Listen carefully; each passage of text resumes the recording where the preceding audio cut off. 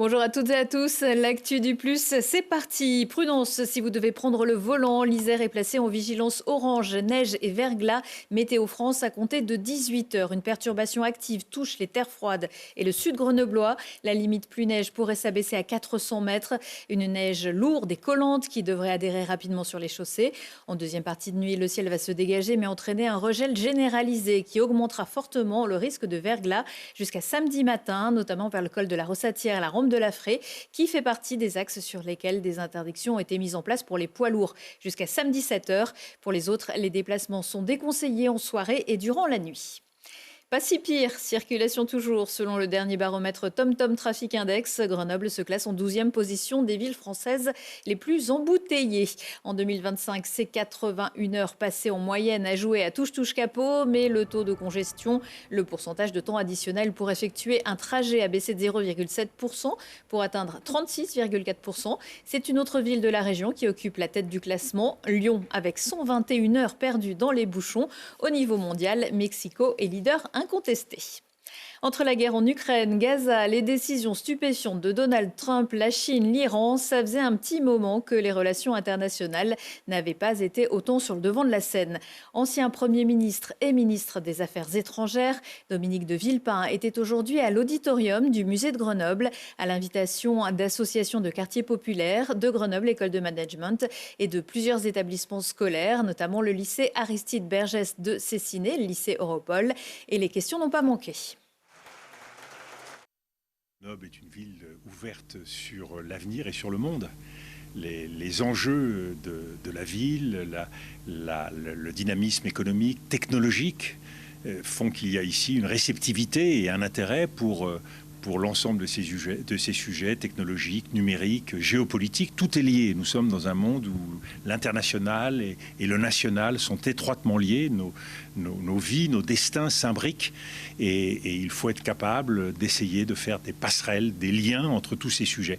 Et donc je suis heureux que, comme on l'a senti ce matin, cette jeunesse grenobloise soit avide de questions et s'interroge sur l'ensemble de ces sujets qui sont si déterminants pour nous tous.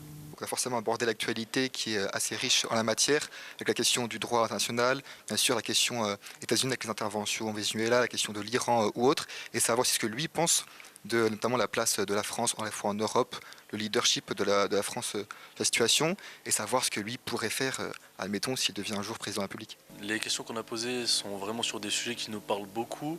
Par exemple, récemment, on est issu de l'immigration et c'est vraiment... Par exemple, il y a eu des sujets qui revenaient là-dessus, qui étaient très importants. C'est très intéressant parce que c'est un personnage qu'on étudie beaucoup en cours, notamment avec 2003, son discours à l'ONU. Donc le rencontrer en vrai, c'était assez impressionnant et très intéressant parce qu'on a pu lui poser des questions qui nous tenaient à cœur aussi. Dans un tout autre genre, le coordinateur national de la France Insoumise, Manuel Bompard, viendra jeudi à Grenoble et Échirolles soutenir les candidats des élections municipales. Du terrain de rugby à la garde à vue, Pierre Caillé, nouveau membre du staff du FCG, est actuellement sous le coup d'une plainte de son ex-compagne pour violence conjugale. Elle affirme qu'il consommait également régulièrement des substances interdites. L'affaire est en cours. Le président du FCG, Patrick Goffy, affirme qu'il connaissait cette situation avant de signer avec l'ancien entraîneur de Béziers. L'article de la rédaction a retrouvé sur notre site tgplus.fr à la rubrique Actualité. C'est un animal étrange qui ne se trouve pas dans les forêts de Chartreuse ou de Beldonne, mais en Palombie. Le marsupilami, créé par Franquin, fait son retour sur grand écran. Venu présenter le film au Festival de l'Alpe d'Huez, Philippe Lachaud et sa bande ont aussi animé des avant-premières jeudi soir à Échirolles, Voiron et Grenoble, comme vous le voyez sur ces images. Jamel Debbouze aussi est là, comme dans le film d'Alain Chabat, mais dans un rôle différent.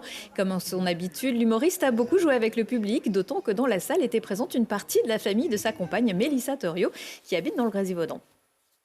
Ah, on peut dire qu'on n'a pas la maison, ouais. Je suis grenoblois de cœur, comme vous le savez. Je viens régulièrement dans cette ville. L'Alpe d'Huez, c'est un des premiers festivals que j'ai fait. Et on est encore là 29 ans après, c'est qu'on kiffe vraiment la région et qu'on kiffe l'énergie qu'il y a ici, non?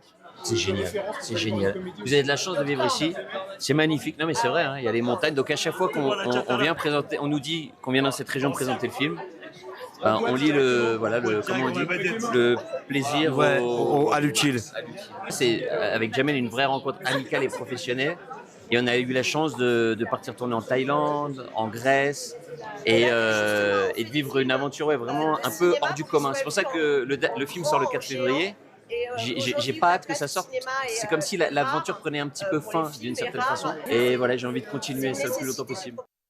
De l'Alpe d'Huez à l'Aglo, dimanche à 17h, c'est Gérard Jugnot qui sera à l'avant-scène à Saint-Égrève pour présenter Mauvaise Pioche, le film qu'il a réalisé, dans lequel il joue avec aussi, tiens donc, Philippe Lachaud, Thierry Lhermitte ou Zabou Breitman.